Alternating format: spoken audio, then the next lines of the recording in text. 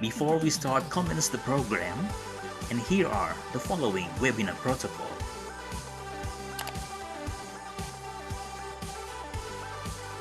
For each participant ID, please use your real name following with your origin of institution.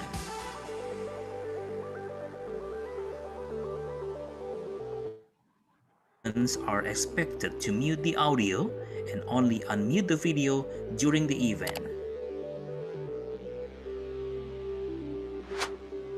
We cordially invite you to take your own firm and comfort seat in your own room, and please avoid the backlight.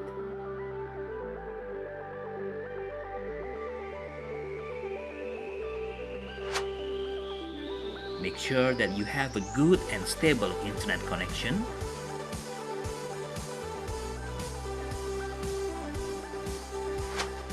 If you have an earphone or headset, we recommend you to use it so that your voice can clearly and loudly to be heard. During the Q&A discussion session, all participants, please use the chat box to deliver the questions. Thank you for your cooperation and consideration.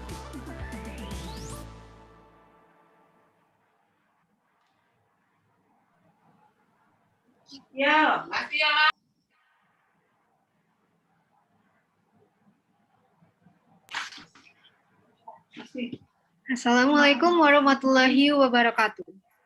Good afternoon, ladies and gentlemen. Welcome to guest lecture series on SDGs today, Wednesday, 21 April 2021. My name is Samara from ITS Global Engagement and will be your master of ceremony this afternoon. Thank you for joining our guest lecture series on SDGs today. Before we start our agenda, let me inform you of some rules for the event. First, please fill your attendance at bit.ly/attendance_GLS SDGs that will be sent on the Zoom chat room. And for participants who wish to get an e-certificate and stamp for it, please fill the attendance 15 minutes after the session starts.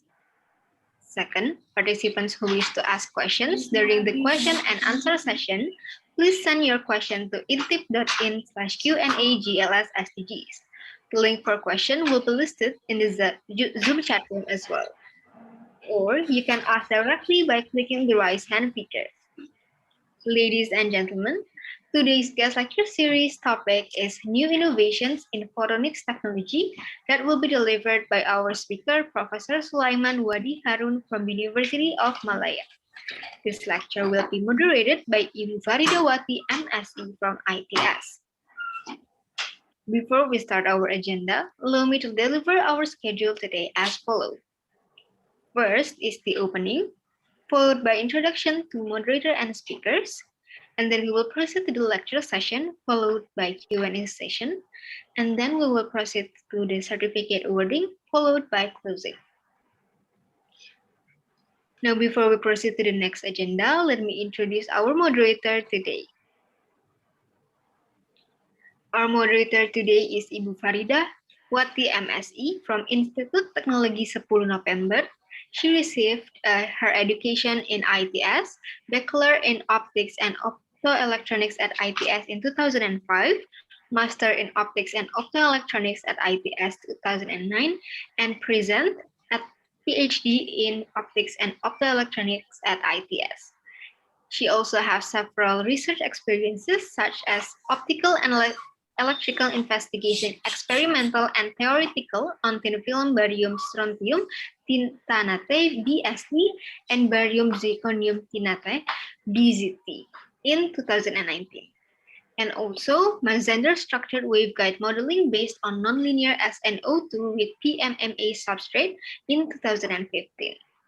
Now, without further ado, let us proceed to the main agenda. To Ibu Faridawati, the time is yours.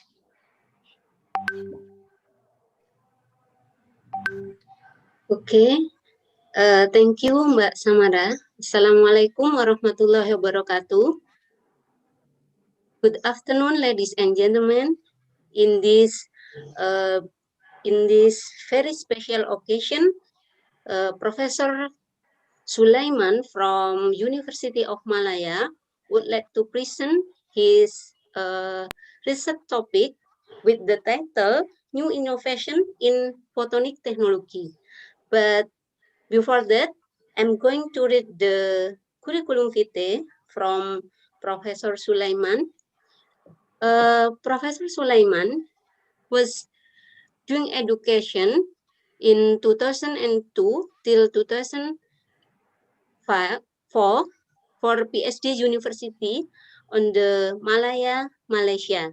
And from 2000 till 2001, he was doing MSc student on the University of Malaya, Malaysia, and 1992 till 1996, he was Bachelor Engineering Electrical and Electronic System at Engineering at Nagoya University of Technology, Japan.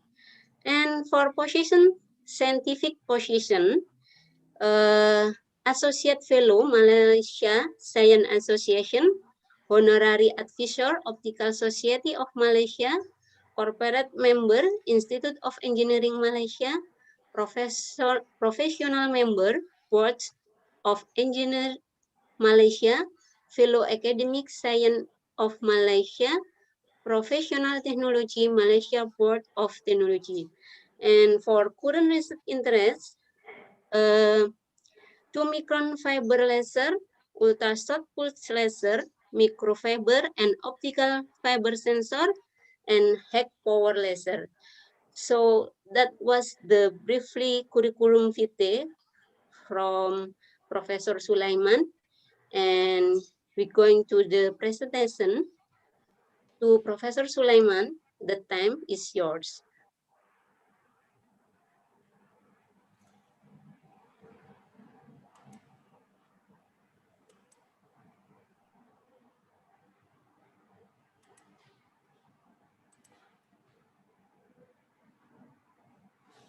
Okay, I hope you can see the slide.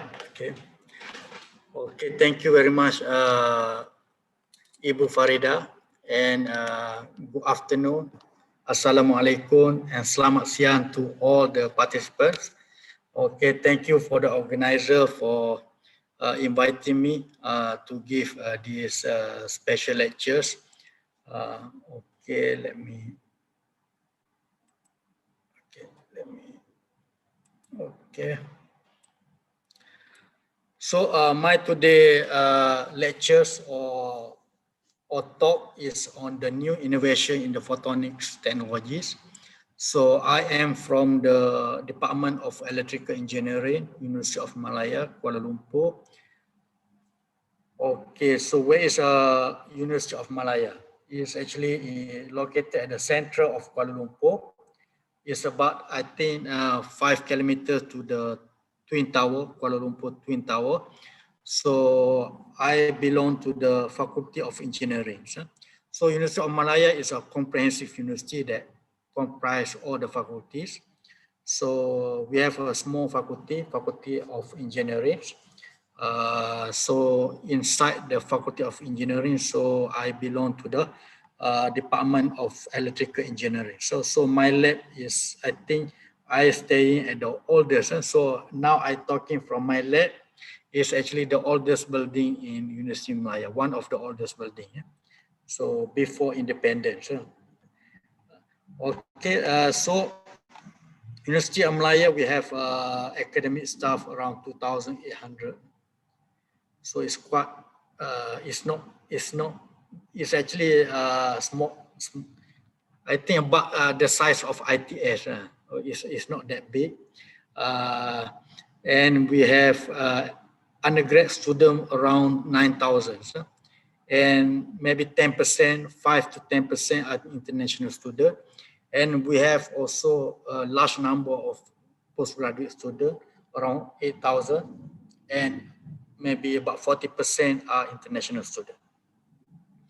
Okay, so today I will talk about the photonics, about the history of photonic innovation, and about the optical communication, about the telecommunication, communication technology, the innovation in the communication technology, and talk about the lasers, because I'm doing more about lasers on the ultra short pulse generation, microfiber technologies, some products, and conclusions. So I think, start from the basics of the photonics. Okay, first it start in, the photonic field is start 1,000 years ago. So Al-Hazen is actually a scientist. Not in actually he was born in Baghdad. He was born in Baghdad 1,000 years ago in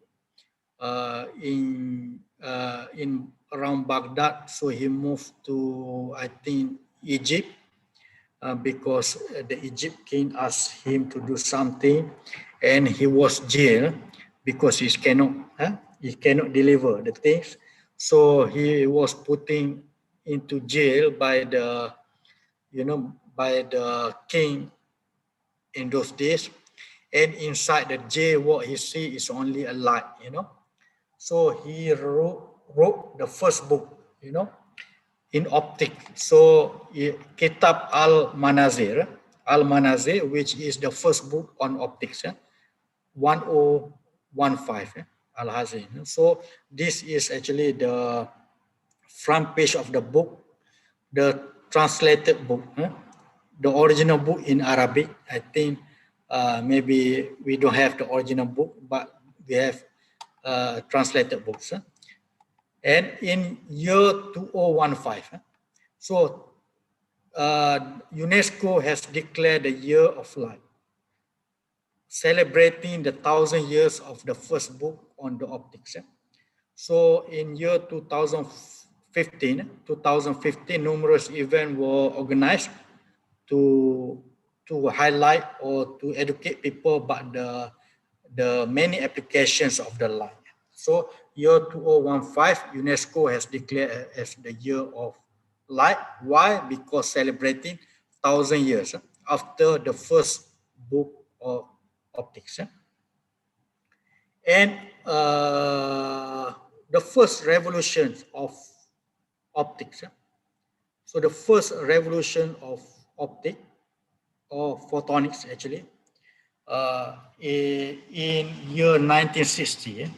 So the T. Maiman, to the H. Maiman, actually, Maiman ignite the first laser actually in 1960, in 16 May 1960, the first laser, demonstrate the first laser, that is a ruby laser. Okay, the first laser is ruby laser in 1960.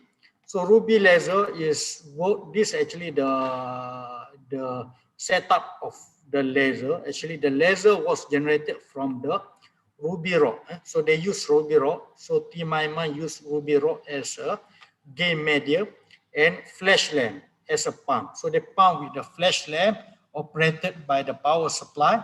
So flash lamp generate light. So the laser was generated, the red laser actually, operate at the 694.3 nanometers because of the chromium ions. So the generation, because of the ruby rod, the main component for the ruby rod is actually chromium.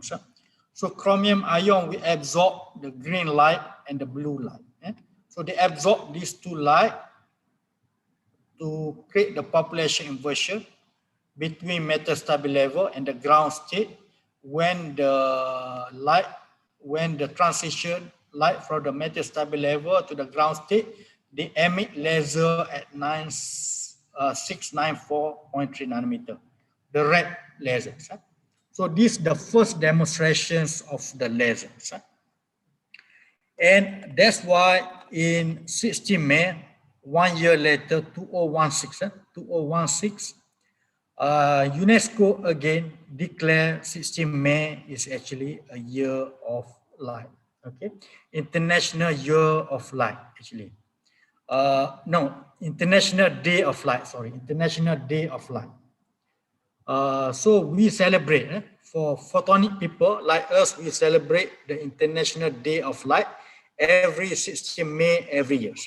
So Hari Cahaya Sedunia, 16 May.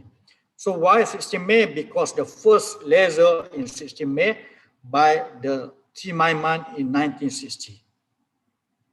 And this laser has led to the development of the laser has led to the tremendous benefit to the society, especially in the communications.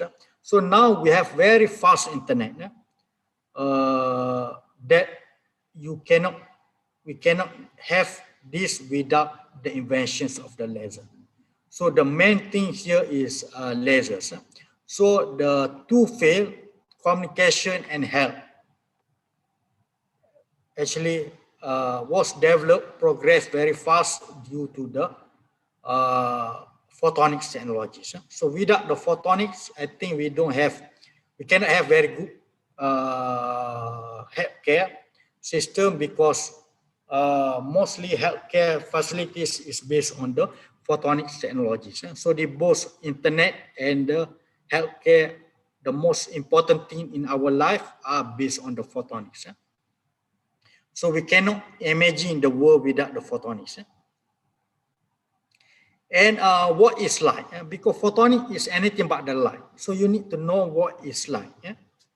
So light is a form of energy. Light is a form of energy. Light is electromagnetic radiation. So they consist of electric field and magnetic field. Okay, they are a wave, actually. Both wave light and particle light property. They have a wave light property, and light can interact with material and structure. So for example, the ruby laser just now is generated because of the interactions of the chromium ion and the visible light from the flashlight. So we generate laser. So light, we interact with material and structures. So if you see the light, actually is the light beam, and light consists of the fundamental particles of the light is actually photon. We call as a photon. So photon has energy. So photon energy is related to the hc over lambda, this photon energy. So you see here, h is a Planck constant, c is a speed of light, that is constant also. So the only variable here is actually lambda. Lambda is a wavelength. So in the normal people term, lambda or wavelength is actually colors. So energy or photon energy, photon is actually related to the colors. So different colors of light actually consist of different energy. So that's why light is energy. So it's actually light is the simple word is actually colors that represent the energy. So white light, for example, light from sun, actually you see the white light that consists of all type of energy. So you can spread the energy. Actually, you can divide energy into the color, separate color. For example, you can use a prism, you can separate this, red, orange, yellow. So you get a different color because separated by prism dispersion. You can disperse the white light to individual colors. So photonic is actually the science of the photon, the fundamental particles of light. So photon is actually fundamental particles of light. So photonics, actually our work is actually to manipulate photon, to control the photons actually. And lasers. You see lasers is, I think most of you know laser is light amplification by stimulated emissions of radiation. Okay, so this is laser.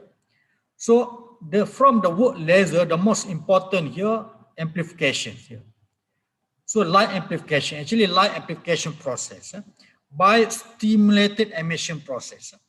So this generated by the stimulated emission. So what is stimulated emission? Stimulated emission is a process to generate two identical photons with one photon. When you have one photon, you can generate two identical photons through the process of stimulated emission. When you have two, you generate four. Four, you generate eight. Eight generates 16. So you can multiply the number of photons. So light intensity is actually the number of photons. The higher number of photons, the more intensity of the light. So photon energy is determine the light wavelengths. So to generate laser, you need to have the three components. You need to have the gain mediums. You need to have resonators. There is cavity. You need to have the two mirrors here. So the light can be oscillating inside this mirror, mean can be amplified and amplify many times. So they can multiply the number of photons. So a multiplication through the process of stimulated emissions. So to get amplification, you need to create the conditions of the population inversion. You need to assign ion to the higher energy level. So you need to have the pump source here. So in case of the ruby laser, we need to have the flash lamp as energy source. So we have pump, we have gain medium, we have resonator. So we can generate laser beams. Okay, so the first laser in 1960. 1961, people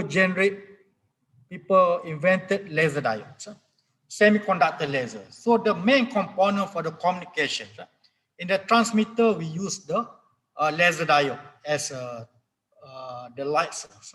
So laser diode is actually, you can generate light through the semiconductor materials.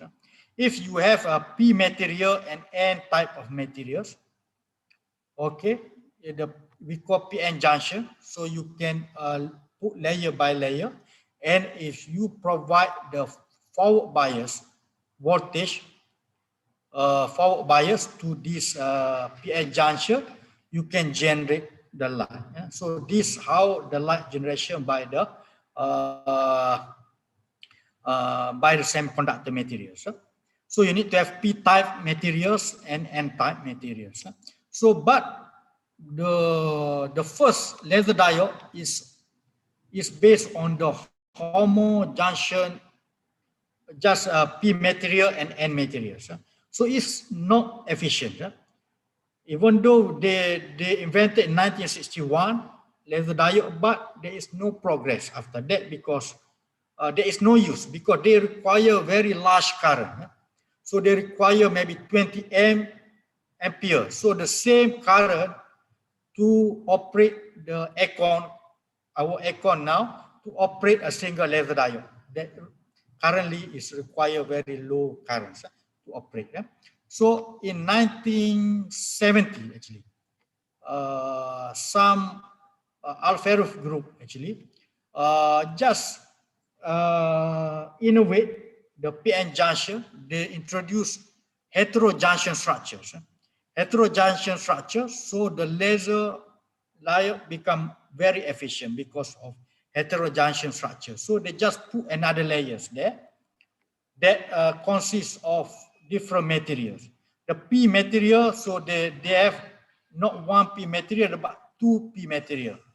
P material and the P plus materials.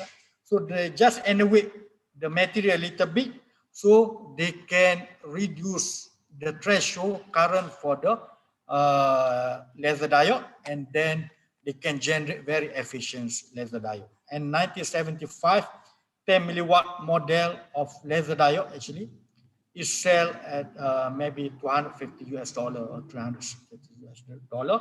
So that's what communication start, because we have the very cheap light source. So we have the communication because we need to have light source for communication, and we need to have fibers. And because availability of the light source, so we need to thank Charles Cow that the first give the idea that we can use optical fiber for communication. So the possibility of fiber optic for use in communication was given by this Charles Cow, actually give the suggestion to use optical fiber in 1966. Yeah?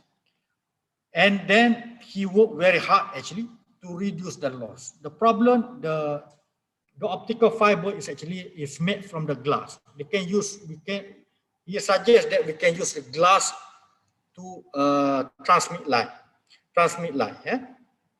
So he worked very hard to make the optical fiber to reduce the loss from the earlier about 1000 dB per kilometer to around 20 dB per kilometer. In 1970, they demonstrate 20 dB per kilometer near 1 micron regions. And then a few years later, people can make the fiber optic with the loss 0.2 dB per kilometer. So very small, that very efficient for communications. So Carl received the Nobel Prize in physics in 2009 because pioneering work in the fiber optic communication. That gives idea. Otherwise you don't have internet. It's not because of this guy. So he passed away is 1 year later, 2010. Okay. And optical fiber internet. So optical fibers. Actually, optical fiber is actually perhaps the greatest optical gift to the mankind. The God gift to the mankind, the greatest is optical fibers. Because with optical fiber, we can have the fast internet. So now the optical fiber, you know, if you put optical fiber around the world, maybe 30 or 40 times, you can round the world by the length of optical fiber actually. Actually, is very long. So, so optical fiber can carry about 1 terabyte per second information. One single tiny optical fiber, that the size of optical fiber normally 1 to 5 micron. The core size only 9 microns. So they can carry 1 terabyte of information per second. So now you can get the optical fiber with a price of a strand of spaghetti. I think the same price of spaghetti or even cheaper than spaghetti. So because of that, we need to pay only very cheap for the internet. So we have communication. I can video call with you now. We can have the online lectures with free, with zero cost, almost free. So this, okay, because the optical fiber is the greatest gift to mankind. Okay. And this optical communication, you see optical communication, we send a modulated signal, so we have the light source, so pass through the optical fibers, so we have the receiver. Okay, so we convert the information, input whatever we thought, we will actually in the analog, so we convert to the digital signal, we code with the 0101 coding. So this coding we use to modulate the light. So the modulated light is sent through the fiber optic cables into the receiver. They can demodulate it back into digital signal and then analog signals. Okay, so actually optical fiber can carry many channels. You can multiplex various wavelengths of the light. It's not only one channel. You can multiplex different wavelengths of the light to carry into one fiber through the marks and split back at the end by the demarks. Okay. So because of this, the optical fiber actually can carry a lot of information.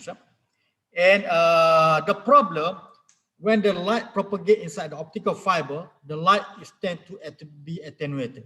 So the power will be reduced. So we need to amplify because the light, when you, for example, you send message to your friend, so your message must go to the Silicon Valley and come back to your friend. Actually, it's traveling thousands of kilometers actually. So the optical signal is tend to attenuate, is because we use only 10 milliwatts. The transmitter power is only 10 milliwatts. So 10 milliwatts is the loss of optical fiber is 0.2 dB per kilometers. So every 100 kilometer there we have 20 dB loss. 20 dB is actually 90% of the light will be lost. So you need to amplify the light again. So this another gift to mankind. The God gift to mankind is erbium ion. because of these three guys that invented the optical amplifier. So now we have the fast internet through the optical fiber that enabling the DWDM technology. So these three guys here that invent the amplifier that received the Millennium Award, I think, for their work on the developing optical amplifiers. Emmanuel de Sauvé, GLS, and David Payne. So these three guys that working in the Southampton University, they developed the optical amplifiers. So the first optical amplifier, luckily they didn't patent it, and the progress of the technology became faster. So erbium ion work actually, how the optical amplifier works. So you have the erbium dot fiber actually as a gain medium. So you pump with 980 nanometers light to the erbium ion. So the erbium, the ion excited to the excited state because pumping with 980, and then fast decay to the excited state 1, and then when they go down to the ground state, they emit light at the 1.5 micron. So we use 1.5 micron laser for operation in the telecommunications. So communication windows is 1550 nanometers because of erbium. So God gives silica glass, silica fiber, they have the lowest loss at 1.5 micron, and erbium ion that can give amplification at the 1.5 because of these combinations. So the attenuated light can be amplified. So every 100 kilometer, we have one amplifier to amplify the signals. So the loss of light because of many phenomena like scattering, absorption, bending, and so on. And this, so after we have internet, so every day, lot of you need more faster internet, Every day the demand for capacity we doubling, we increasing. So doubling every 2 years according to the Moore's law. So the scientists need to find a new way how to send more information through the optical fibers. So this the new photonic crystal fibers. I think the new type of fibers. So is a special fiber that can be used for the future communication, for example, and also many other applications. So this new type of optical fibers. So is these two guys here, Russell and Jonathan Knight, actually. So these two guys, actually the first guy that developed this type of special optical fibers. So his photonic crystal fiber are a new class of optical fiber. They can guide light not only through the well-known total internal reflection. We know the light is guided in the optical fiber through the total internal reflection. So we have the core refractive index is larger than the cladding. So we can guide the light through the core efficiently, without the loss.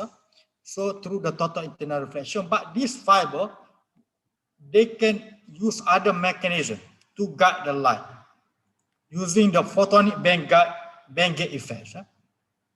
So you can guide light by controlling the spacing between this hollow core, this rock, these different particles there. So this different the distance between this, by controlling this, you can control the light propagation inside the fibers. Okay, so you can have hollow core like this. You can have air core. So because we know air, they have the refractive index at 1.0. The glass have the refractive index 1.5. So the light will travel slightly more faster inside the air. So if we can send in the light slightly more faster, so we can send more information. So we can increase the capacity of the optical fiber in carrying information. So this for the future, because the demand for the capacity is increasing. So you can use this, or you can design the fiber not only to carry one mode, single mode, they can carry maybe 4 mode like this. So you can have more capacity because you can send in the information at these 4 modes. So, and also you can design to have the core is larger. So this is important for the high power fiber lasers. And then fiber lasers. So after the telecommunication industry becomes saturated, so because all the optical component is become very cheap, so we need to move to other areas. So we can use the cheap component of the optical fiber to develop another optical fiber devices for other applications. For example, fiber laser, they have many applications. So Schnitzer here, this guy actually first introduced a fiber laser in 1960 something. Okay, so fiber laser, we use optical fibers as a gain mediums. Okay, so they have, because we use the optical fiber as a gain medium, light is guided inside the optical fibers. So because light is guided inside the optical fiber, so they are alignment free. So they have no reduced free space propagation. There is no free space propagation. So all inside the optical fiber. So the maintenance is free. So we can make the device fiber laser is maintenance free, easy to construct because it's not require alignment because the optical alignment is become complicated. So they immune against the thermo-optical problem because when you want to generate the high power laser, so they will generate heat. So you need to solve the heat problem. So optical fiber, so they have very long optical fiber like this. So they have very large surface area. So because they have very large surface area, so they can dissipate it or they can reduce the heat very efficiently. So they can remove heat very efficiently. So they can produce the excellent beam quality because the core size is very small. It's 9 micron. So the light come out from the small area of the core, 9 micron. So you can focus the light better. So they can create more excellent beam quality, single mode quality with the M square is equal to 1. Yeah? So high gain efficient diode pump, so you can make the laser cheaply also. So now fiber laser have wide application in the telecommunication, in the LIDAR, in the micro machining. So fiber laser, the wavelength, the operating wavelengths of the laser depend on the materials. So what material that you use? For example, if you use erbium fiber that people use for the communication, you can generate the laser at the 1.5. If you use thulium, here is thulium here, because they emit fluorescent, blue fluorescent. So thulium can generate laser at the 2 micron, mid-infrared laser. So mid-infrared have more application for medical applications. So why medical application is very important? Why the mid-infrared light is very important? Because as human, we spend everything for the health. If you know that you are going to die tomorrow, if somebody promise you can extend your life for another 1 month, you can give all your money. So you can spend all your money for medical. So that's why people can make money for industry, government, or whatever. Businessmen can make money through the medical. So people will spend money for medical research. If you want to have money, so you want to relate all your research with the medical. So for example, for medical, people require mid-infrared laser because at the wavelength 2 micron or 3 microns, because our body consists of water, mostly water, 60% of our body consists of water, and water, they have the absorption, high absorption at the longer wavelength. So because absorption is high, so laser mid-infrared, so our body can absorb more mid-infrared. So they can stop the damage of the body. So you can do the treatment better. So they can operate better with mid-infrared laser. So you can use thulium, for example, thulium ion to generate laser at the 2 micron, or holmium to generate laser at 2.1 micron, or erbium in the Ziblan at the 3 micron region, and so on. Okay, and pulse laser. I work more in the pulse laser to generate the Q switch laser and Mach lock laser. So Q switch laser, actually a laser that operate by you modulate the intracavity loss of the laser, so you can generate laser at the nanosecond regions. So Q switch, you can generate laser at the nanosecond with repetition rate in the kilohertz. And to generate laser ultra short pulse, at shorter pulse, you require another technique that we refer to the Mach locking technique. So Mach locking technique, we induce the fixed phase because, you know, in the laser cavity, we have two mirrors. So within two mirrors, light oscillating between two mirrors, we generate a lot of longitudinal modes. So interference between these longitudinal modes will cause the laser light to be produced.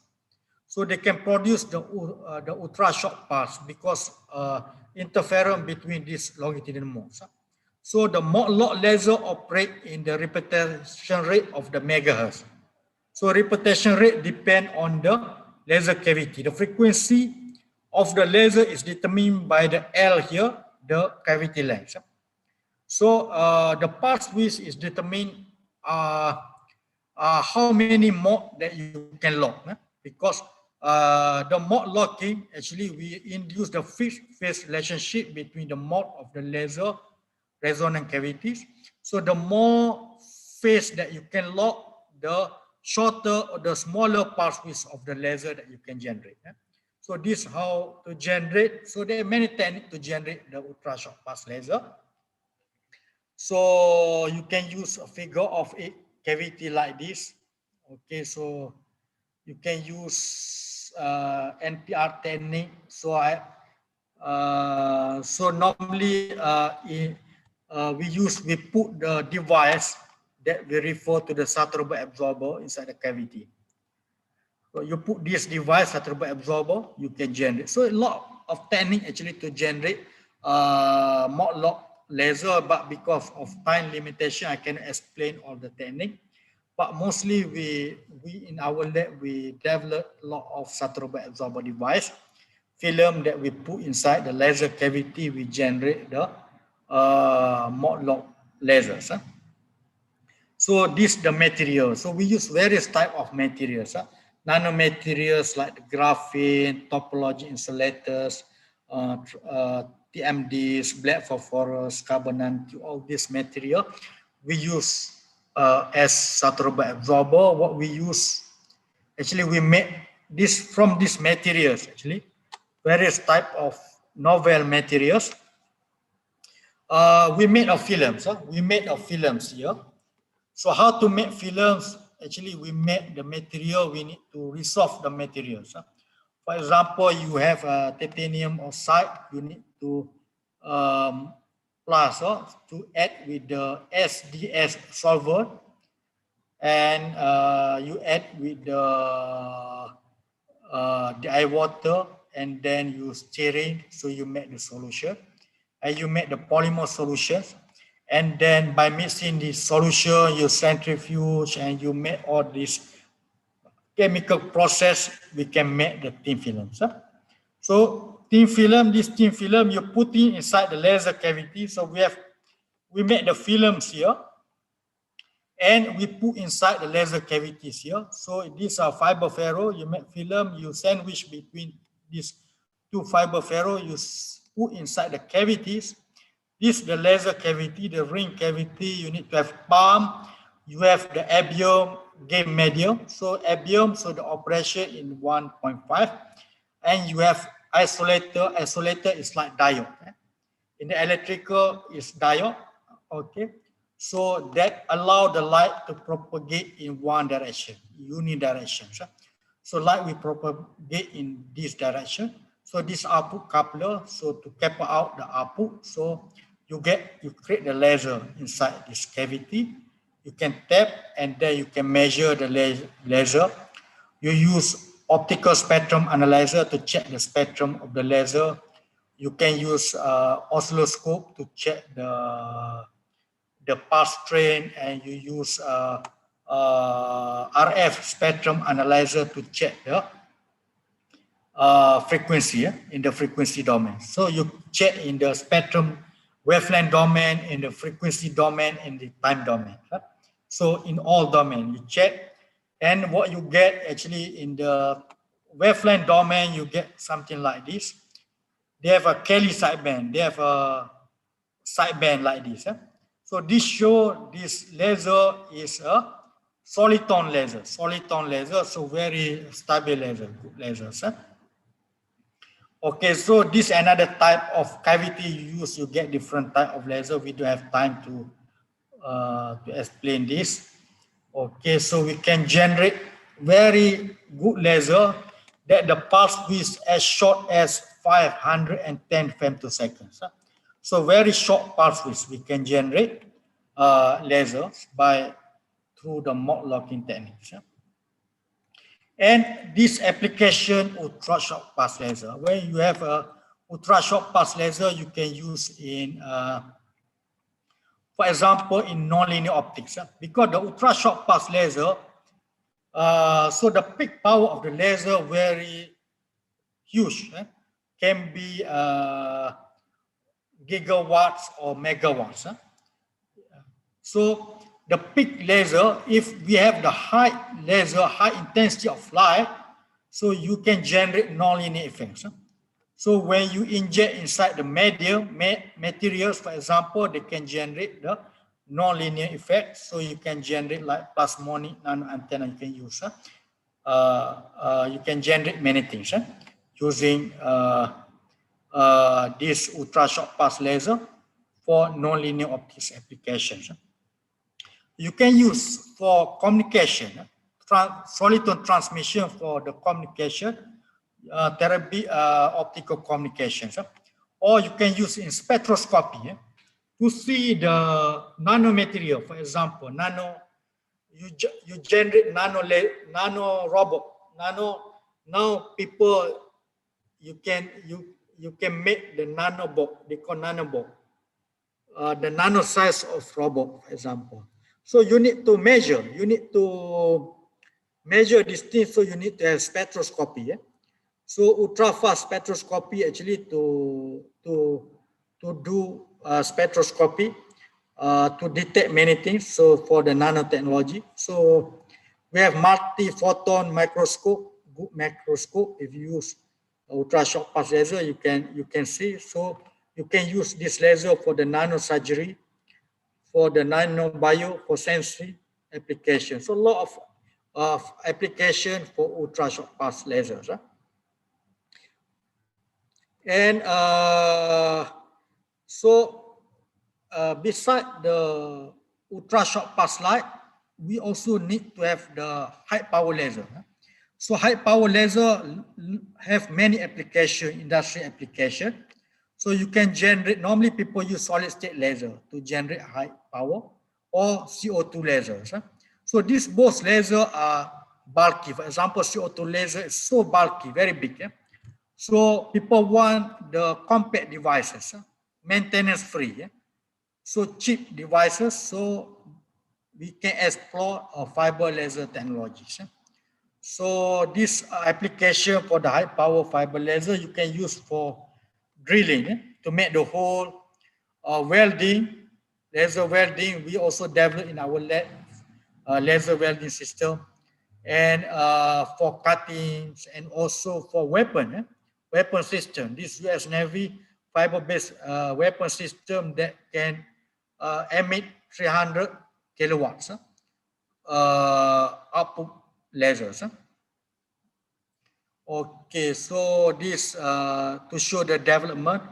So the fiber laser has superseded the conventional CO2 and ND-JAC laser in terms of the achieved power. Okay, so fiber laser, for the high power, we use different type of fibers. We use a double clad fiber. So we use double clad fiber. So the fiber consists of the two claddings. So we have core at the center, and we have inner cladding and outer cladding. So the pump beam here is given to the inner cladding. So we can pump the light through the inner cladding. So you can pump high power because we use the multi-mode laser diode as a pump source. So you can generate laser. We have two mirrors here, FBG, oscillating, and generate laser. Laser come out from the core here. So the laser radiation will be single mode. So very good quality of the laser because single mode is come out from the core because the operations of the fiber is actually single mode. Okay, but we have a lot of issue. I don't have time here to explain here. And then for the high power, the core size must be larger. So they use special type of fiber, large mode area fibers. So how to make the core size is larger? For example, you want to have a 30 microns or 40 micron core size. So why maintaining the single mode? So we want to have single mode and then we want to have the larger core. So in principle, if you have larger core, you can generate multi-modes. So, but we want to have a single mode, so we can use the photonic crystal fiber.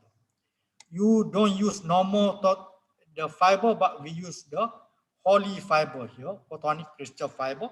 You can design with the larger core. Okay. That's why this type of fiber also more expensive than the normal fibers. So these actually some our experiments on the high power lasers.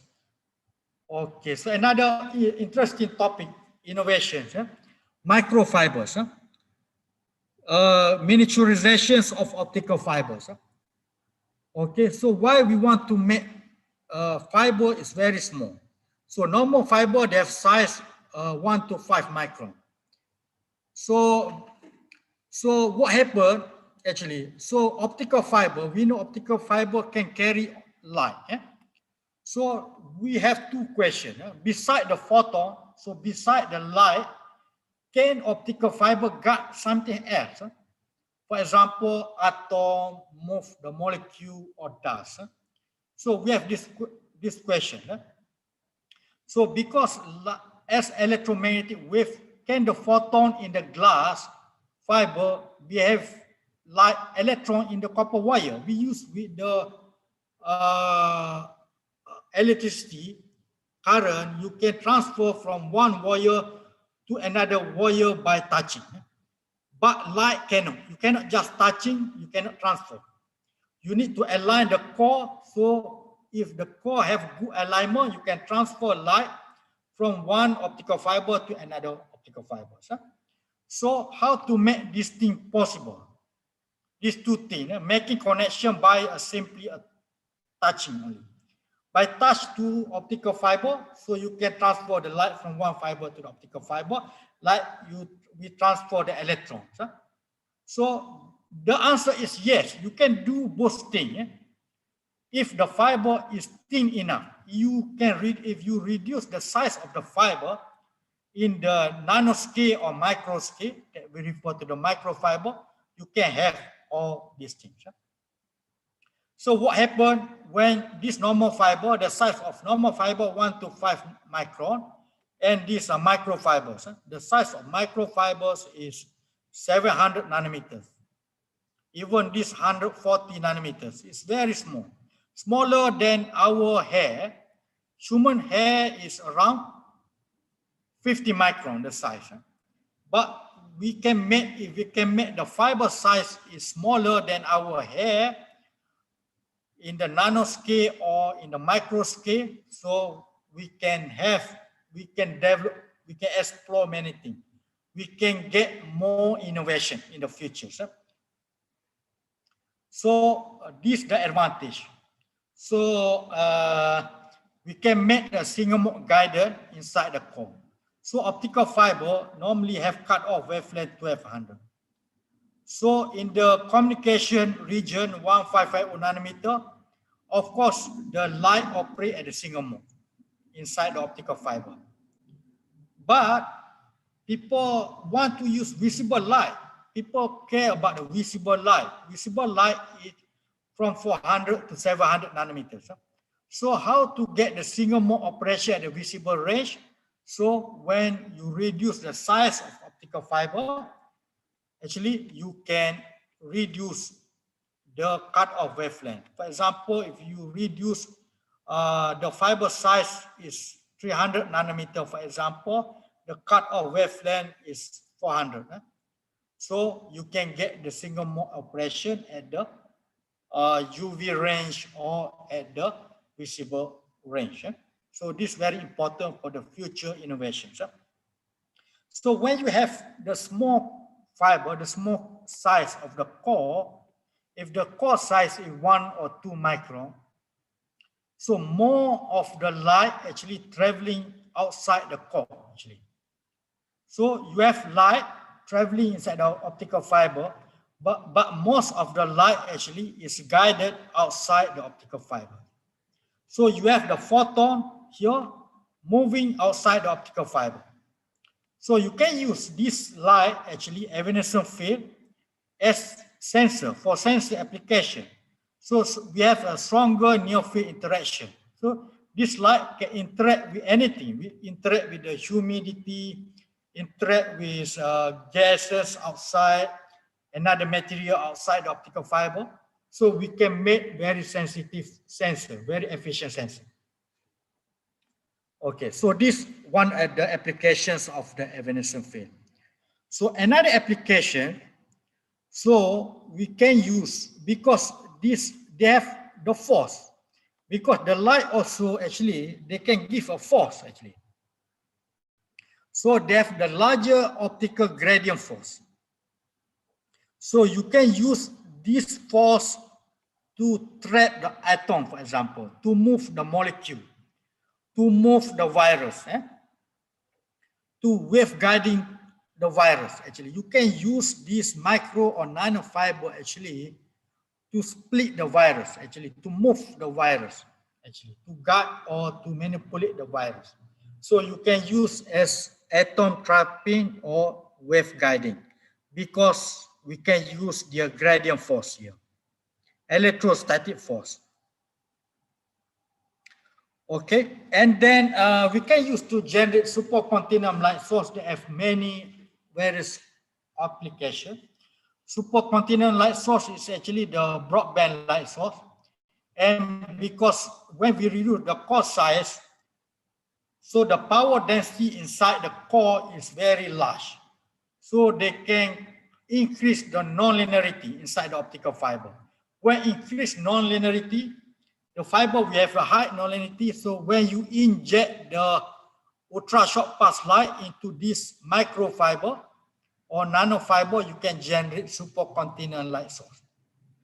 And you can, because this fiber is very small, the diameter may be 1 micron. So maybe the length can be 10 cm or 20 cm. So you can make very small device, supercontinuum light source. And this light source, because it's very small, in future maybe you can inject to your body. Okay, for medical application, you can use for medical application. You can have your light source inside your body, because the size of the optical fiber is in the micron. So you can inject this device into your body, so you can use for many things, for healthcare in the future. So this lot of opportunity. And they have a strong evanescent coupling. When you have one nanofiber, microfiber here, you can transfer the light from one microfiber to another fiber. So it's like copper wire, like you transferring electrons. You can use this nanofiber. You have this one fiber, you touch to another fiber, so you can transfer the light from this fiber to the other fiber. So like you transfer the current from the one copper wire to another copper wire. So this actually new innovations you can use to develop many new devices in the future. Prof. Prof. Sulaiman, you have 5 minutes. minutes. Yeah. Okay, remains. so I finish it. Okay, so because of these characteristics, when you reduce the size of the fibers, so you can have low loss optical waveguiding, you have very small mode area, tight optical confinement, high fraction or evanescent field, enhanced field intensity on surface, and large waveguide dispersion. They can create new opportunities for photonics. That for opportunity that you don't see now. But you can use this to make the new device for the future, for the next 10 years. So, which make it possible to combine the fiber optic with near field, other fields. So we can use microfiber or nanofiber technology for optical communication, optical sensing, optical computing, quantum information. So this is how we make very cheap, low-cost system that we develop in our lab to make. We don't have time to explain. So these nano structures that we develop, this very small size, Mach-Zehnder interferometers we can use for high temperature sensor, strain sensor, many things. Okay, so we can grow the zinc oxide nanorods on the optical fibers. Nanofiber we can use for maybe optical antenna for the future. We can use for sensing. This we use for uric acid sensing. So many things. So many applications. We can use this microfiber to make the small resonator. We refer to optical microbottle resonators. Okay, so we can make the tiny laser, very small lasers here, 400 micron size. You generate laser. So this laser can put in your body for medical application in the future. Okay, so many things. So a lot of opportunity with the micro or nanofibers. And in our lab, we develop several products. So this ultra short pulse laser, 2 micron lasers. And we have soldering systems here. We have lasers here. We can solder the chip by lasers here. Okay. And semiconductors. So this we make laser for the welding, cutting this high power for welding applications. Okay, and so as a conclusion, the demonstrations of first laser by the T. Myman has created the revolutions of the photonic field and has changed the world. So fiber laser have advantages of producing low cost, robust, high quality, high power laser for various applications. We demonstrate film to this up. So for nanofiber, for example, microfiber and nanofiber can be fabricated. They show interesting property that not existed in the conventional optical fiber. So they are promising for connecting fiber optic with other fields. And we can bring the new opportunity for both fundamental and research and technological application. I think thank you very much for your attention. I think we don't have more time anymore. Thank you very much. So we open to the Q&A session. So you can ask me the question later. Thank you for your participation.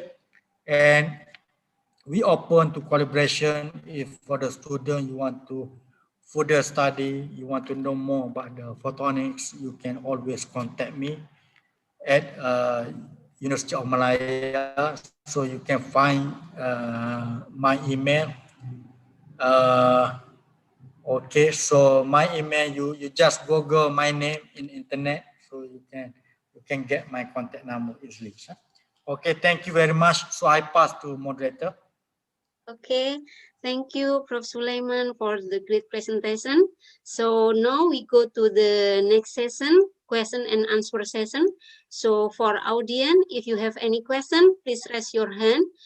We use the raise hand button on the Zoom, or you can directly drop your question on the link that committee already given, or you can type your question on the chat room on the Zoom. Okay, any question? So maybe one question and Professor Sulaiman can directly give the answer so it can be more clear. Okay. Okay, any question? Okay.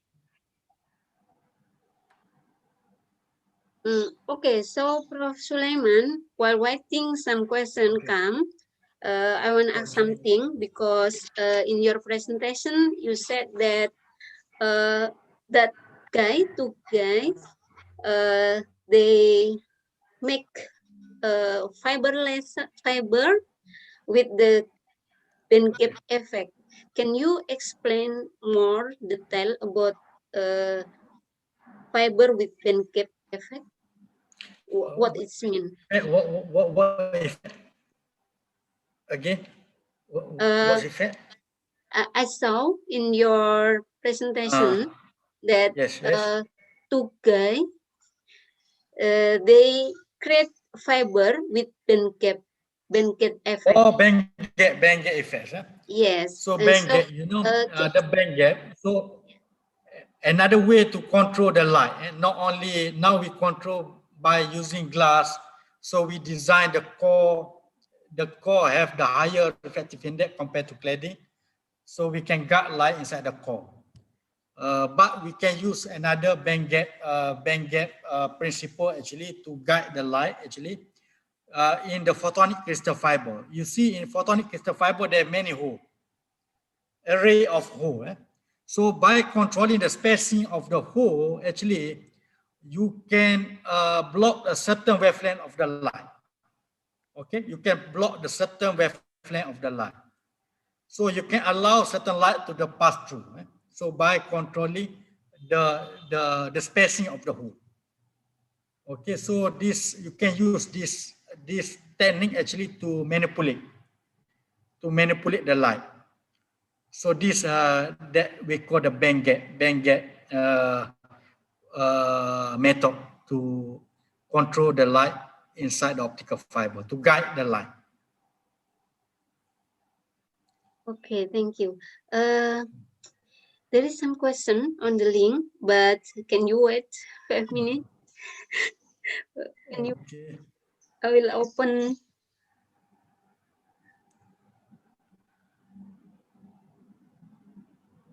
Okay, Astria.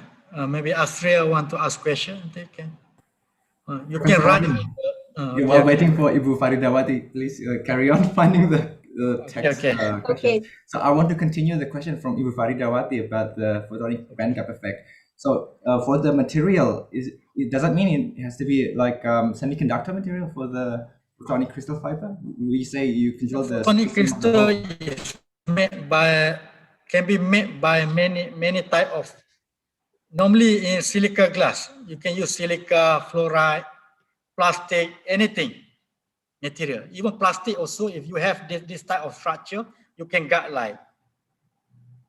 So it's not For necessary. the band gap effect, though. No, I know, but this different For the with the band gap band gap. effect. I know. This different with the band gap of materials.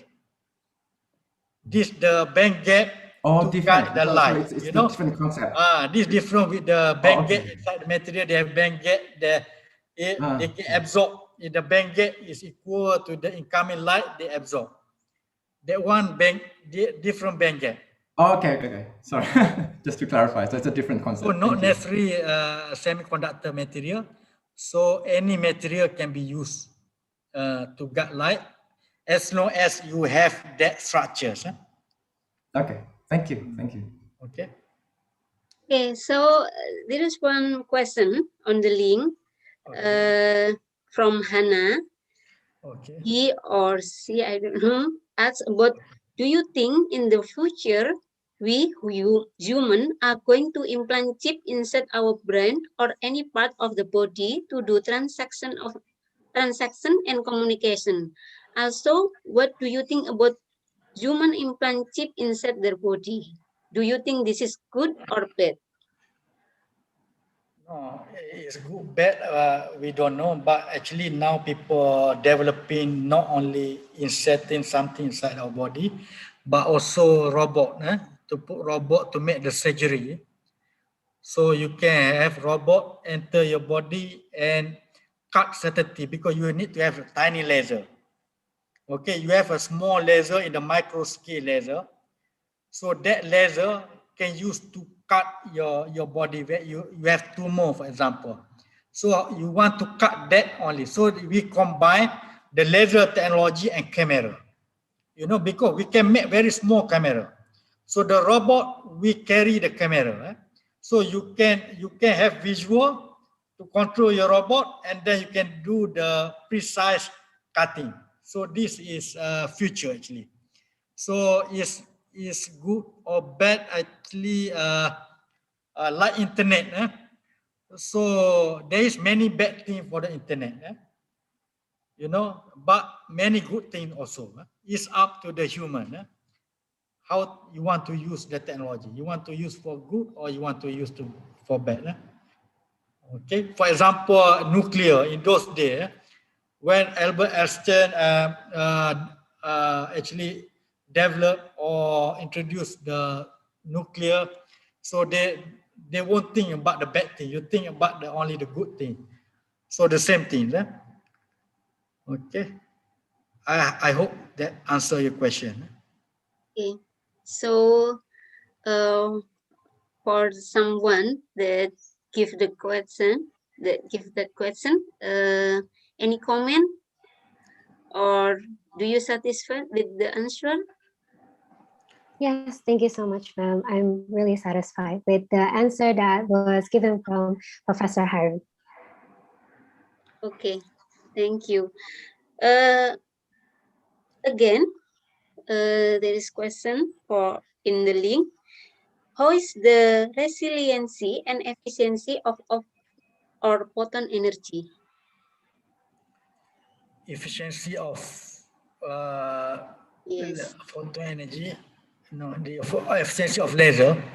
If we Yes. make laser, for example, normally, actually laser, actually, for example, fiber laser, we generate high quality light, high quality photon from the lousy photon. Actually, we need to use photon also to generate another photon. Okay, so we use a semiconductor laser. Semiconductor, you can generate photon through p-n junction. When you have p material, n material, you forward bias, you can emit photons.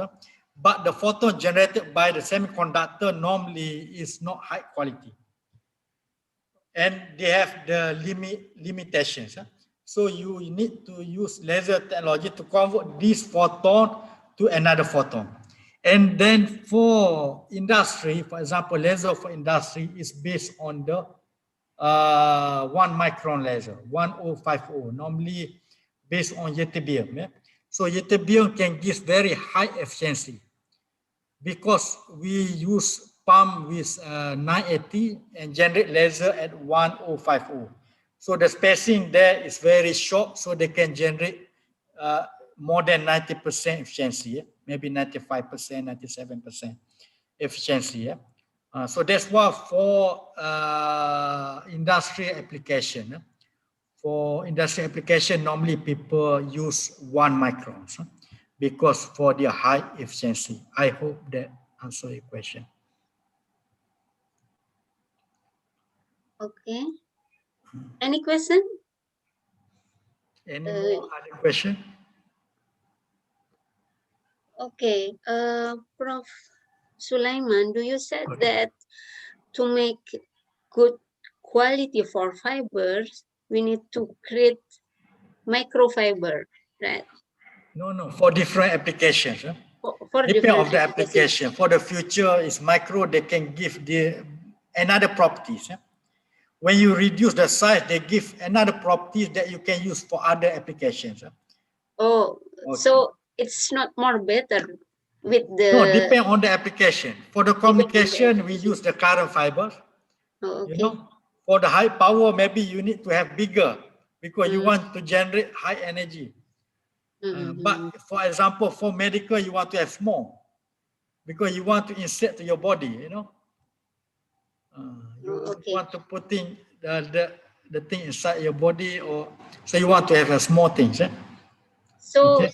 this is the new type of fiber because I think The new type of technology, as I see the evolution, the the evolution of the technology. For example, the laser in 1960. So communication 20 years later, 1980, we have the communication, optical communication. We have internet. So it's still 20 years, 10 or 20 years. But another 20 years later, so they have another technologies. So to get the new technology is come from somewhere. As I show you, the first guy developed laser, another guy developed fiber, another guy developed the efficient laser diode, and then another guy developed amplifier. So different group of people. So we need to develop team not only using one brain. We need to use many brain. That's why we need to have collaboration. We need to have, we need to interact with many people. So we need to collaborate. Not only for the one nation. We need to have, we need to accommodate all people. Okay, so any other questions? Another question, please.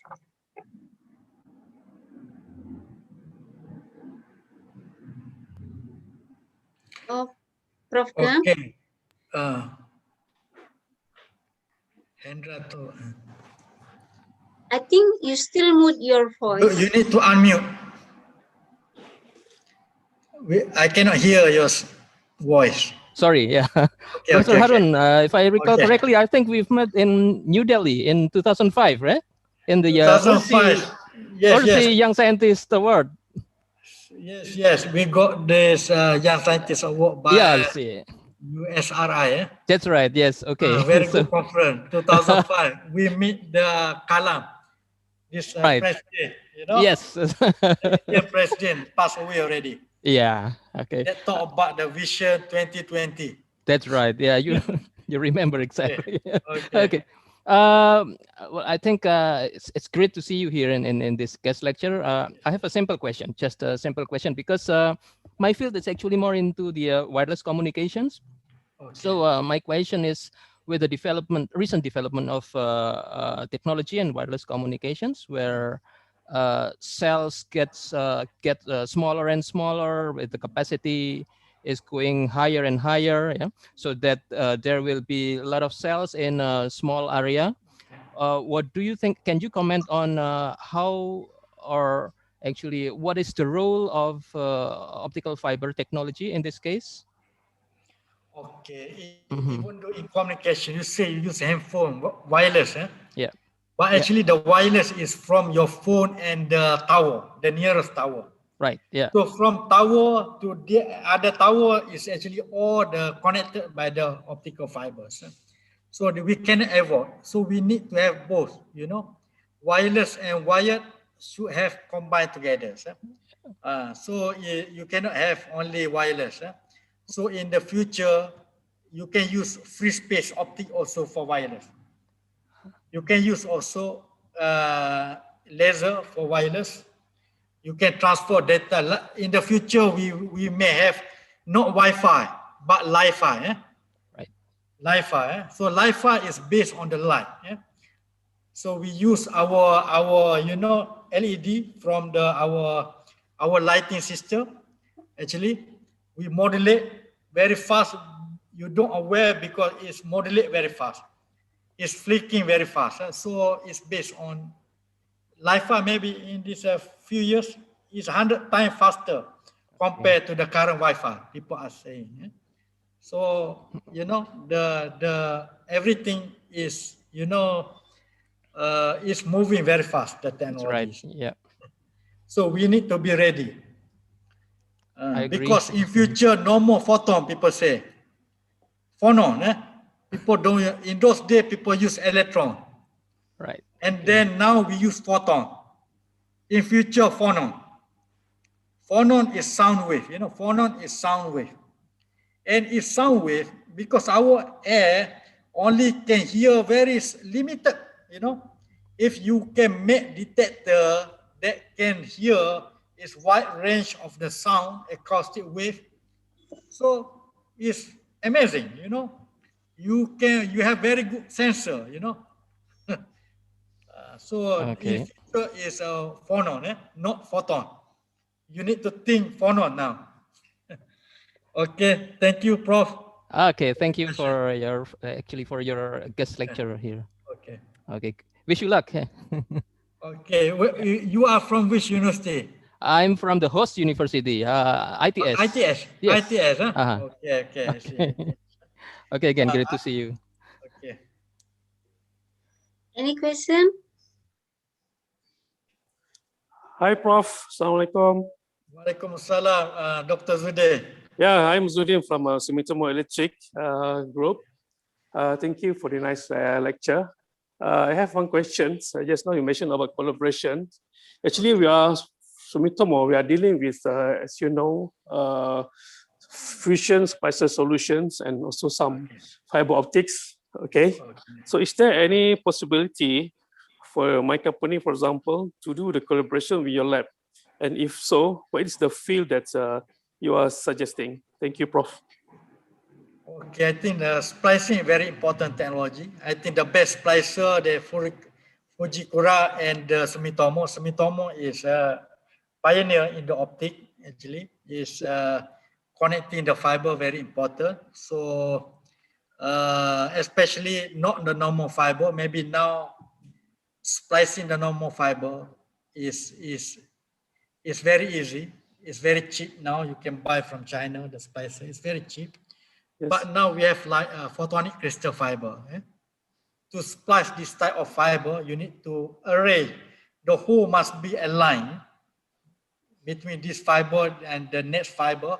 So maybe it's require Japanese technology, precision technology. Of course, we can initiate the collaboration on this field, especially on the special fiber splicing. Maybe. Okay. Okay, Prof. Thank you. We contact later. Okay. Yeah. So actually in physics department, ITS, material laboratory and photonic laboratory also now try to make some fiber, but Okay. we apply graphene, like maybe one of your slides also said about graphene.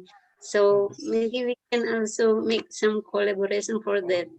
Okay, so maybe maybe you can cook the fiber with the graphene, for example, or you can make fiber from the nanomaterial, the 2D material for graphene or other metals. So the interaction between photon and electron in the metal is very important. In the plasmonic, we call the plasmonic technology. Yes. We use that interaction between photon and electron for various applications. For example, in the sensing applications, mostly people have done on that topics. Yeah. Okay. Question. We still have 5 minutes again for answer and question. Okay, we welcome other question. Austria, so Austria want to ask question. Yeah, actually, I have many questions, but one question that I want to ask is still about the microfiber again. Yes. You in microfiber you have this very small fiber. Is that correct? To my understanding, Yes. Make it very small. And you already mentioned the benefits of the advantage for specific applications. But is there any application where you need even smaller fiber? And if there is a need for a smaller microfiber or even nanofiber, is it possible, do you think? Yeah, the problem, you know, in our lab, we can make maybe 1 micron so far. We cannot go to nano because we use normal flame. Because we need to heat the fiber and pull and heat. So if you use other mechanism, you use a laser light, or you can use like filament, or maybe you can maybe heater, fiber heaters, so you can make smaller. So it's depend on your applications. If you make smaller, mean so for example, the smaller the size, you increase the nonlinear effects. So you can, if some application that require nonlinear effect, so of course, the smaller and better. And if you have a smaller fibers, for example, in nano, and then the light, you put in the light inside the nanofibers, and most of the light field actually surrounding the fibers. So you have electrostatic force, very large electrostatic force. So you can use that for like, for example, to separate the cell, for example. You can use that force actually to move the virus, for example, to capture the virus. If you have in the liquid certain virus, you want to take that virus. How to take the small virus? You cannot use tweezer, very big. Yeah, you use camera, and then you use light. You have nanofibers. So in the nanoscale, you have very good camera. And then you move your nanofiber to the virus, for example. So the virus will stick to the nanofiber, so you can move the thing. If you want, and then if you flow the light inside the nanofiber, so the virus will flow according to the force of the light, direction of the light. So you can use that actually for control, for this type of application. So there is a lot of opportunity for the future. Okay, thank you. The reason why I'm asking you this is because my background is microelectronics. I'm wondering if maybe this is different from microfiber, yeah. But if we can have integration of semiconductor circuits with waveguide, semiconductor waveguide in the same chip. Okay. Is there any limitation on the size of any optical waveguide in a chip, in a silicon chip? Is that something similar to microfiber, or maybe it's different? Yeah, it's a bit different. Yeah, this normally in for communication, mostly the light source is normally from the semiconductor, because you generate light from the semiconductors, and then you can integrate if you can put semiconductor materials and then waveguide and then some nanofiber can integrate, because the advantage of nanofiber, because you make nanofiber with normal fibers. You know, from normal fiber, and then you have nanofiber. And then you can transfer energy from the normal fiber to the nanofiber, microfiber, without loss actually. Oh, okay. Transfer all the energy there. You create because we call whereby control the adiabatic. So when you reduce the size of fiber slowly, you can eliminate the loss. You can, for example, you can inject 10 milliwatts or even smaller. If you can integrate with your semiconductor material, you can generate light even 1 microwatt or maybe 1 milliwatt. But you can transfer this 1 milliwatts into a small in the nanofibers. So the power density inside the nanofiber become large, you know. Even though you have 1 microwatt, but if the size of your device or the fiber, the waveguide is very small, so the power density is very large there. And then they can generate nonlinear effects.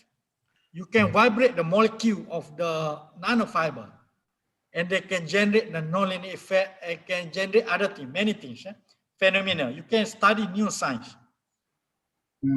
So correct me if I'm wrong. So with this microfiber, on one end it's the typical normal fiber, Yes, typical and normal. on the other end is the microfiber, or maybe Yes, a portion of it. Oh, okay. Yes.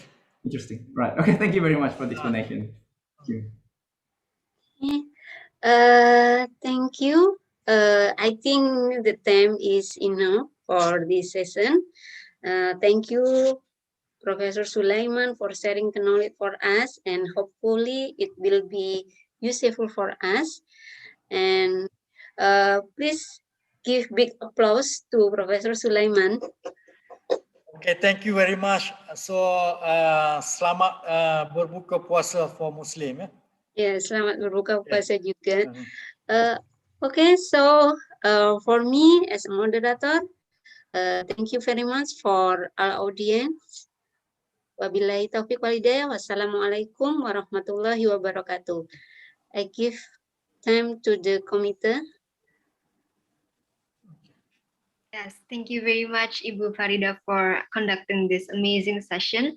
And also thank you, Professor Sulaiman, for the excellent lecture today. Please give applause to our speaker and moderator by using the Zoom reaction feature.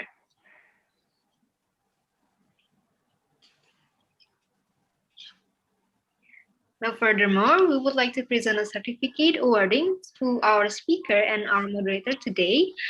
First is the certificate presented for Professor Sulaiman. Okay. Professor Sulaiman Wadi, Harun. Thank you very much.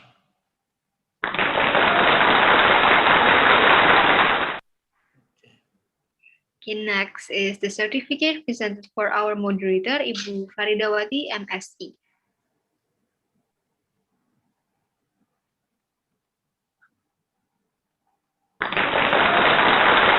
Thank you very much. Once again, thank you very much to our speaker and moderator for your availability on today's guest lecture series. We believe that your lecture will be useful for all participants. Now, before we end our lecture today, we invite you all participants as well as the honorable speaker and moderator to take a group photo. To all participants, please open your camera. Okay. Mulai aja kali.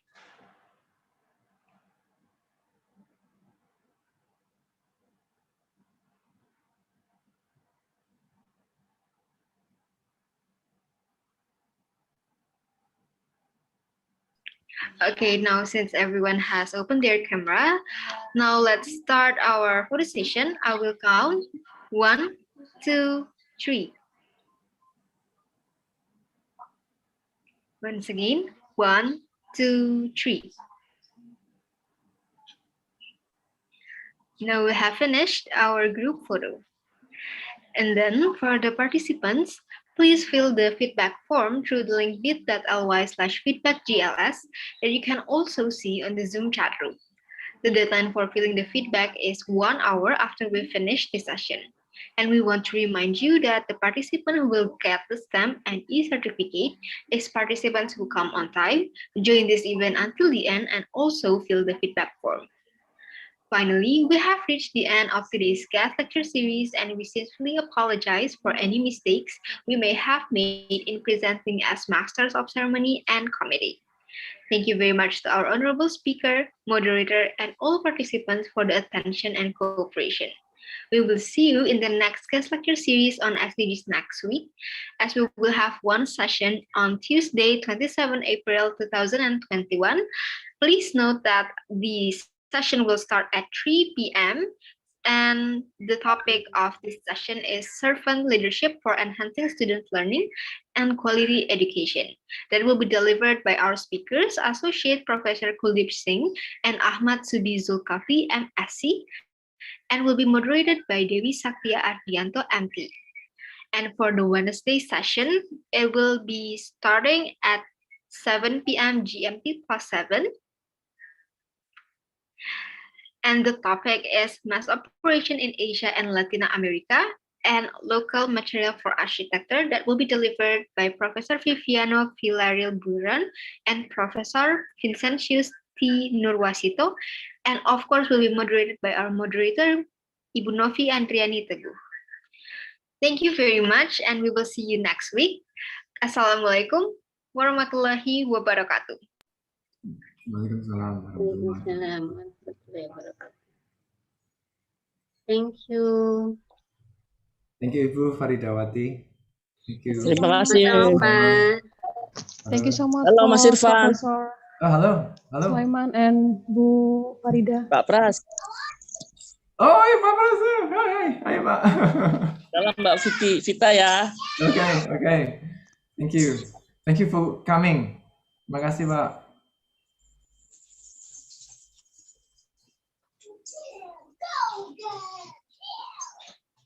Mohon izin. Ya.